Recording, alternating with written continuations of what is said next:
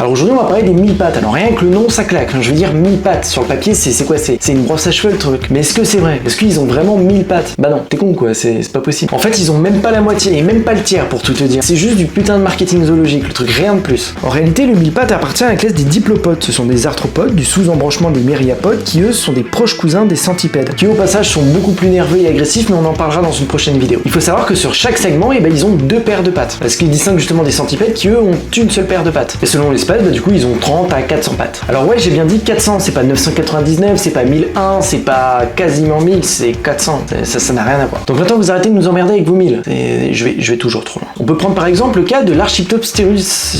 Le nom s'affiche là, c'est l'un des plus grands 1000 pattes du monde. Il peut atteindre 30 cm de long et environ 350 à 400 pattes. À l'autre extrême, les espèces plus petites, genre celles qu'on retrouve en décomposition sous les pierres, elles tournent entre 30 à 60 pattes. Et là je vous connais, vous dites sûrement mais ça sert à quoi d'avoir tant de pattes? Enfin c'est con. Bah ça sert à ramper comme un malade, à s'infiltrer dans chaque interstice de ton appart et accessoirement à te donner des frissons quand tu tombes dessus la nuit. Il y en a certains qui les utilisent aussi comme mécanisme de défense, c'est-à-dire qu'ils se mettent en boule, on appelle ça la conglobation. C'est pas hyper efficace mais ça a le mérite d'exister quoi. C'est inutile. Vraiment on te voit en fait. Si on est un gros saucisson on te voit. Et le pire dans tout ça c'est leur coordination. C'est-à-dire qu'on a des centaines de pattes qui bougent en simultané, ça fait des vagues. C'est terriblement fascinant mais aussi dérangeant. Donc alors si un jour on te demande combien de pattes à un 1000 pattes, bah entre 30 et 400, pas 1000, pas plus. Enfin je veux dire, t'as vu son style, y a pas besoin de lui rajouter des trucs en plus. La nature s'en est déjà occupée quoi. Mais non je rigole Georges, toi t'es beau.